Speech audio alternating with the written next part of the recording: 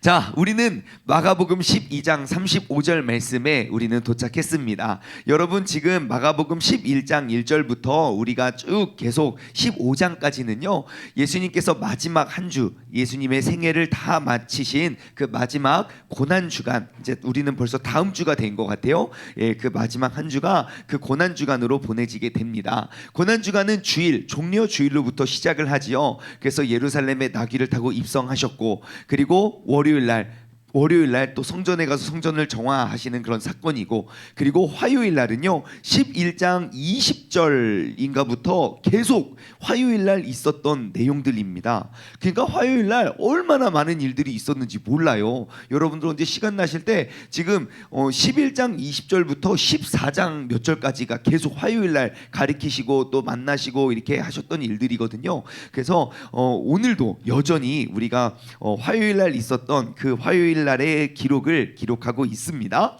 자, 35절부터 우리가 말씀을 통해서 오늘도 주님께서 우리에게 허락하여 주시는 그런 귀한 지혜를 우리가 얻길 원하는데요. 자, 35절부터 보겠습니다. 예수님께서 성전에서 가르치실세. 자, 예수님께서 또 어디에 가십니까? 성전에 가십니다. 주일날도 성전에 가셨고, 월요일에도 성전에 가셨고, 화요일에도 성전에 가셨습니다. 성전에 가셔서 뭐 하십니까? 예, 가르치셨어요. 야, 그러면 우리는 알 수 있어요. 성전은 뭐 하는 곳입니까? 예, 가르침을 받는 곳. 누구의 가르침? 예수님의 가르침을 받는 곳입니다. 이러면서 제가 이 대목의 밑줄을 긋고 한번 생각해 봤습니다. 여러분, 예루살렘 성전이 가장 영광스러울 때가 언제였을까요?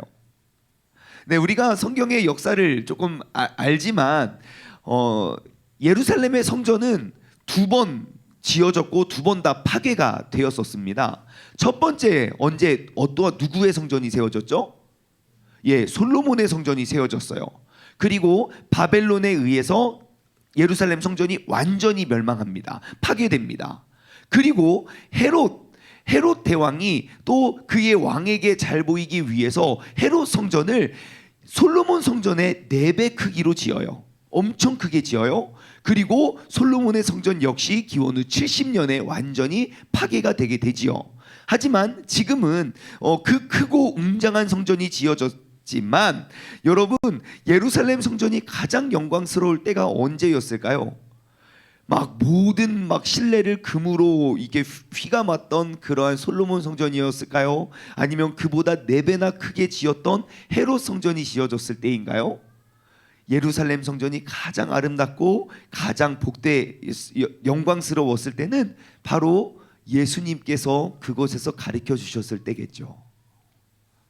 예수님께서 친히 그 성전에서 가르쳐 주셨을 때, 여러분, 우리도 예수님의 가르침을 받는 때가 이 성전을 가장 아름답고 가장 고귀하게 만들 때임을 기억하시기 바랍니다.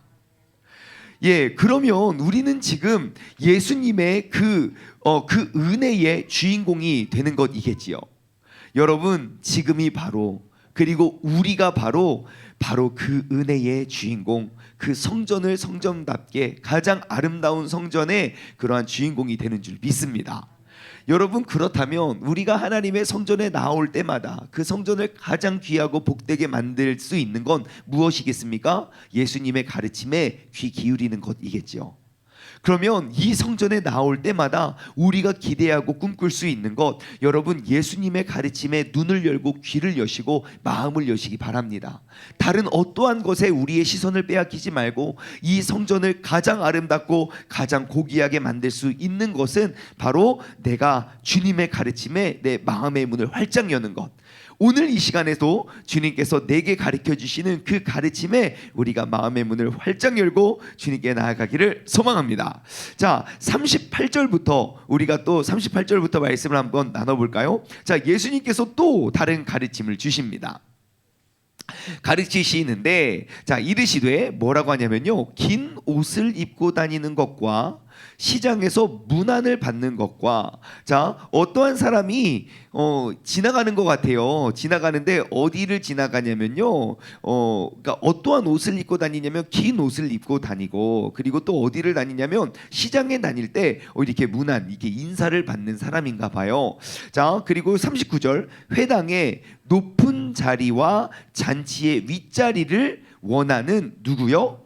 서기관들이 있어요. 그런데 그들을 삼가래요. 그리고 그 서기관들과 굉장히 이렇게 반대가 되는, 대조가 되는 그러한 사람들이 있는데요. 40절, 그들은 과부들의 가산을 삼키고 외식으로 길게 기도하는 자니 그 받는 판결이 더욱 중하리라 하시니라. 아멘. 자, 여기서 기록되어 있는 서기관은 어떠한 사람인가? 우리 어제죠. 어제 큐티 본문에 보시면 그 도움말에 보시면 서기관이 어떠한 사람인지 여기 도움말이 나와 있어요. 율법을 필사하고 보존하며 해석하고 가르치는 전문 율법학자가 바로 서기관입니다. 우리가 무엇을 해야 할 가장 강하게 명령하는 그 계명과 우리가 절대 하지 말아야 할 계명, 총 613가지의 율법들을 뭐 다는 못 지키겠지만 대부분을 지키려고 노력하는 그러한 사람, 그러한 율법을 연구하는 사람, 그 서기관들 얼마나 고귀하고 멋져 보입니까? 항상 막 나오는 모든 말들이 막 다 성경의 그런 가르침이에요. 막 성경을 연구해요. 여러분 413번째 계명을 아십니까? 뭐지? 그것은 바로 이것입니다. 막 그러면서 말하는 것도 되게 멋있어요. 그리고 옷도 보니까 어떠한 옷을 입고 다닙니까? 긴 옷. 긴 옷은 여러분 옷은 사람의 신분을 이야기하잖아요. 그래서 그들은 남들보다 더 길은 옷을 입었던 거예요. 그리고 그 옷에 그 솔이 이렇게 이곳저곳에 솔이 달려 있었거든요. 그래서 그 솔들이 서기관들은 더 많은 솔들이 달려 있었대요. 막 멋지고 막 화려하게. 또 그들의 걸음걸이는 어쩌겠습니까? 막 시장을 걸을 때도 막 멋있게 막 걸어가는 거예요. 그러니까 막 서기관이 막 그 긴 옷을 입고 멋진 옷을 입고 막 걸어올 때마다 선생님.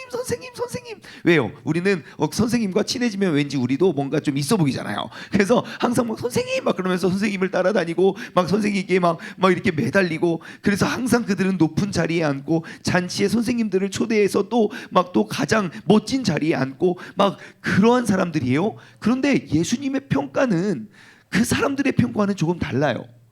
39절과 40절을 비교해서 보면 서기관들을 예수님께서는 삼가래요. 왜냐하면 그들은 과부의 가산을 삼키며, 서기관들의 정반대되는 그러한 모습과 특징을 가진 사람들이 과부들이에요. 서기관들은 모든 사람들이 존경하는 그런 존경의 대상이라면, 과부는 모든 사람들이 무시하는 무시의 대상인 거예요. 그런데 하나님께서, 예수님께서 인정하시는 그 인정의 기준은 달라요. 그 모든 것들, 그 모든 사람들이 인정받는 그러한 것들이 중요한 것이 아니라, 우리가 이 39절 40절을 서기관과 과부를 비교해서 우리가 바라보았을 때 얻을 수 있는 지혜는 무엇이냐? 여러분, 우리가 많은 사람들, 모든 사람들에게 인정받는 것보다 더 중요한 인정이 있는데, 그게 누구의 인정입니까? 바로 예수님의 인정이라는 거예요. 우리가 하나님께 인정받는 사람이 되어야 할 줄 믿습니다. 여러분, 우리가 이렇게 인사할까요? 하나님께 인정받는 사람이 됩시다. 시작. 자, 여러분, 하나님께 인정받는 사람이 되지 못할 때 어떠한 일들이 벌어질 수 있는가? 40절 말씀 보세요. 그들은 과부의 가산을 삼키며 외식으로, 그러니까 남한테 잘 보이고 가식으로 뭐를 할 수 있습니까? 길게 기도하는 사람이래요. 여러분, 그럼 서기관은 아까 직업이 뭐라 그랬어요? 말씀을 연구하고 필사하고 지키고 하는 사람들. 그 다음에 또 외형적인 모습은 무엇입니까? 기도를 해요. 얼만큼? 길게. 무엇으로? 외식으로요. 자, 그러면 우리가 주목해 봐야 될 것은, 율법을 다 지킨다고, 기도를 오래 한다고 그것이 하나님을 기쁘게 하는 것이 되지 못할 수도 있다는 거예요. 그러면 서기관의 입장에서는 나의 인생의 전부를 누구한테 드리는 것처럼 보여요? 하나님께 드리는 것처럼 보여요. 하지만 그 중심은 하나님께 인정을 받든 내가 하나님께 드리는 그 헌신과 그 열심과 그 사랑을 인정받지 못하게 되면 하나님의 입장에서 봤을 때 서기관들은 하나님께 무엇을 드린 사람입니까? 예, 별로 드린 게 없는 사람인 거예요. 그러면 서기관이 하나님께 드렸던 그런 많은 것들은 다 뭐가 됩니까? 다 거품처럼 사라지게 된다는 거예요. 여러분, 우리는 하나님으로부터 받는 인정이 얼마나 중요한지를 우리가 눈을 뜨길 바랍니다. 우리가 서기관 같이 많은 시간을 말씀을 연구하고 많은 사람에게 말씀을 가르치며 깨달음을 나누고 그리고 사람들에게 보이기 위해서 많은 시간을 기도한다 한들 하나님께서 인정해 주지 않는 기도는 다 버려지는 기도, 버려지는 가르침이 될 수 있다는 거예요. 그럼 서기관들은 무엇을 놓쳤습니까? 무엇을 잃어버렸습니까? 그 하나님의 인정. 내가 사람들 보이기 위해서 기도를 오래 했지 하나님 보시기 위해서 기도를 오래 하지 않았던 거예요. 다시 말해 서기관들은 어떠한 사람인가? 사람들 앞에서는 의로운 의인이 될지 모르지만 그 사람들이 떠나가면 나의 신앙생활도 그쳐지는 거예요. 여러분, 우리의 신앙생활의 모습이 그 하나님께 인정받을 수 있는 사람 되기를 소망합니다. 그 하나님의 시선과 하나님의 인정을 받는 컨셉을 가지고 그 밑에 41절로 넘어와 보겠습니다. 자, 예수님께서 이번에는 헌금함에 대해서 헌금함 옆에 딱 앉으십니다. 저는 이 말씀을 생각할 때마다 굉장히 이제 웃음이 지어져요. 그러니까 한마디 이런 거예요. 우리가 이렇게 예배를 드리러 우리가 자율 헌금이잖아요. 저 헌금 바구니 옆에 이렇게 앉아 있는 거예요. 그 사람들이 지나가면서 먼저 그들이 걸어올 때 그들의 옷을 보시겠죠. 어떤 옷을 입고 왔나? 이 사람이 긴 옷 입고 왔나? 짧은 옷 입고 왔나? 이 사람의 직분은 무엇이고 직책은 무엇인가 알겠죠. 그리고 그 모습을 보고 또 헌금함 옆에 딱 앉아가지고 얼마 내는지 보는 거예요. 이렇게. 예. 그래서 어떤 사람들은 10,000원을 내면 얼굴 보고 헌금 보고 옆에 간데 어떤 사람은 또 1,000원짜리 얼굴 보고 헌금 보고 그리고 얼마 내는지까지도 또 다 보세요. 이 사람은 얼마 내고 몇 고드란트를 내고 몇 달란트를 내는지 주님께서 그러더니 갑자기 대뜸 딱 일어나시더니 야 이거 봐라 야 이 부자들보다 이 가난한 사람 두 렙돈을 냈지만 정말 작은 돈이거든요. 가장 작은 단위의 동전인데 그러니까 요즘 말로 한 20원 정도 헌금을 냈을지 몰라요. 뭐 200원일 수도 있고요. 아무튼 그 작은 돈을 딱 헌금을 내는 걸 보고 얘들아 봐라 내가 여태까지 헌금 다 지켜봤는데 이 사람이 제일 많이 헌금 냈다라고 이야기를 하는 거예요. 야 여러분 이거 되게 재밌는 거 아닙니까? 예수님은요 헌금에 관심이 많으세요. 왜요?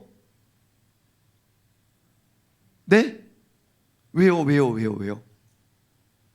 생각해봐요. 여러분 여러분 우리 예배 드리러 왔는데 저기 헌금 바구니 옆에 앉아 계신다니까요. 다 알아. 너는 헌금 안 내고 많이 내고. 예수님 관심 많다니까요. 왜 이럴까요? 지금까지 우리가 새벽 예배 때 나눴던 그 예수님의 가르침의 맥락을 한번 파악해 보세요. 그리고 방금 이야기한 것까지. 왜 예수님은 왜 헌금에 관심이 많을까요? 우리는 기억합니다. 예수님께서 가르쳐 주셨던 그 가르침 가운데 부자 청년의 가르침. 그죠? 그리고 부자가 천국에 가기가 약대, 그 낙타가 바늘구멍 들어가는 것보다 어렵다. 부자 청년은 고민하면서 돌아가요. 그리고 예수님께서는 헌금을 얼마를 냈고 누가 많이 냈는가, 무엇이 많은 헌금인가를 관심을 갖고 계세요. 여러분, 예수님의 관심은 돈에 있지 않아요. 어디에 있습니까? 그의 구원에 있습니다. 이 사람이 부자는 구원받기가 어렵거든요. 그러니 이 사람이 구원받을 만한 사람인가, 구원받지 못할 사람인가, 얼마가 중요한 게 아니라 구원받을 수 있는 믿음을 가지고 있느냐 그렇지 못하느냐에 있다는 거예요. 여러분, 구원의 관점에서 예수님은 그가 얼마를 내는지를 보시는 거예요. 왜요? 우리가 전부를 주님께 드리지 않는 사람은 고민하면서 돌아가거든요. 오늘 이 아침에 우리도 그 전부를 드릴 수 있는가에 대한 질문을 던졌으면 좋겠어요. 왜요? 방금 서기관의 가르침과 연결지어서 우리가 그 흐름을 볼게요. 우리가 하나님께 전부를 드리지 못하면 우리는 결국 사람들 보기에 보여지는 데까지만 우리는 신앙생활하는 사람이에요. 내가 하나님께 인정을 받지 못하면, 여러분 예를 들어 새벽 예배에 나를 인정해주고 나를 보여주는, 나를 이렇게 칭찬해주는 사람이 없다면 혼자 새벽 예배 드릴 수 없을 거예요. 우리가 하나님께 인정받지 못하면. 여러분 잘 보십시오. 41절 말씀을 보면 예수님께서 헌금함에 대해서 앉으사 무리가 어떻게 헌금함을 돋는가를 보실세 여러 부자는 많이 넣었는데, 부자들은 많이 넣었어요. 가난한 과부는 2렙돈 곧 한 고드란트를 넣었어요. 여러분 우리가 생각할 수 있는 건 무엇입니까? 여러분 많이 넣은 사람의 헌금이 잘못됐다고 야 니들 잘못됐어를 말하는 게 아니에요. 지금 이 가르침의 핵심이 무엇입니까? 한 고드란트 2렙돈을 넣은 사람은 자신의 전부를 넣었다고 이야기해요. 그러니까 많이 넣은 게 못하고 적게 넣은 게 잘했다고를 이야기하는 게 아니에요. 전부를 드린 과부를 칭찬하는 거죠. 그럼 예수님의 가르침은 무엇입니까? 교훈은 무엇입니까? 많은 금액보다 더 중요한 건, 큰 것보다 더 중요한 건 전부이냐 그렇지 않느냐예요. 액수가 아니라 그 중심이라고요. 그럼 우리는 하나님 앞에 어떠한 모습으로 나와야 됩니까? 내가 전부를 주님께 드릴 수 있는 사람이 되는 거예요. 그 맥락으로 서기관을 바라볼까요? 여러분 서기관이 왜 책망 들었습니까? 그는 전부를 드리지 못했기 때문이에요. 사람들에게 보여지는 만큼만 드렸지 주님 보실 때에 그 전부를 주님께 의지하지 못했다는 거예요. 그렇다면 여러분 우리는 이 아침에 어떠한 교훈을 얻어야 됩니까? 여러분 이 새벽에 우리가 주님을 사랑하는 마음으로 나온 거잖아요.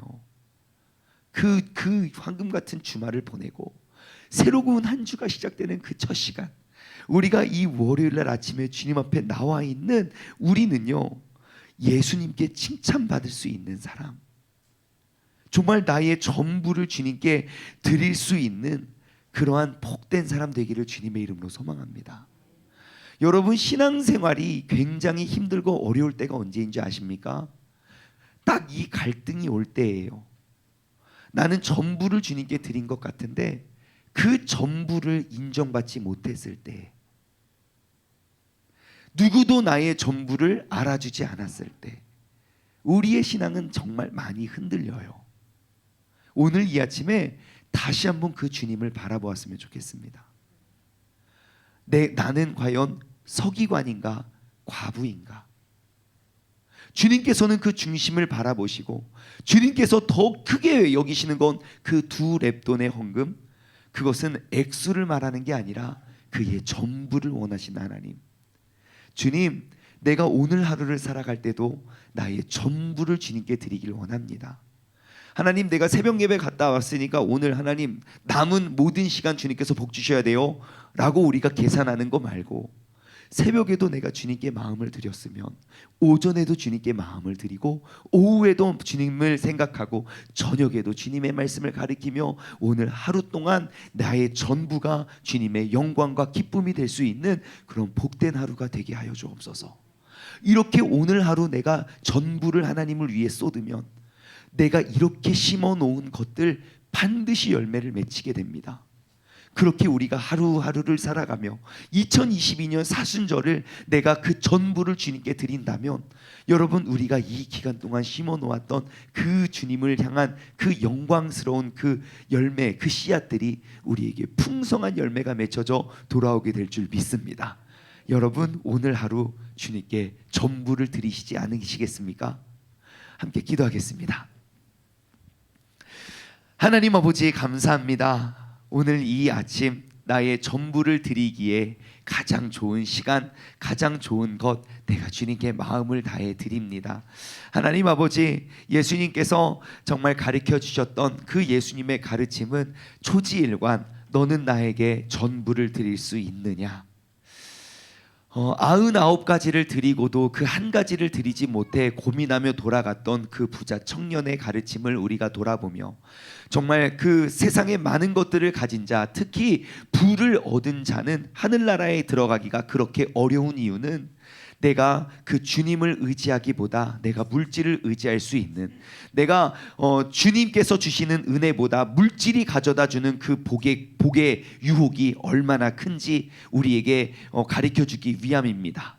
오늘 주님께서는 그 헌금의 크기, 헌금의 가치를 우리에게 가르쳐주시는 주님께서 원하시는 건 우리의 전부임을 우리가 기억하고 정말 오늘 이 하루 내가 전부를 주님께 드릴 수 있는, 나의 모든 것들을 주님께 집중할 수 있는 복된 하루가 되게 하여 주옵소서. 감사드리오며 이 모든 말씀 살아계신 예수 그리스도의 이름으로 기도드리옵나이다. 아멘.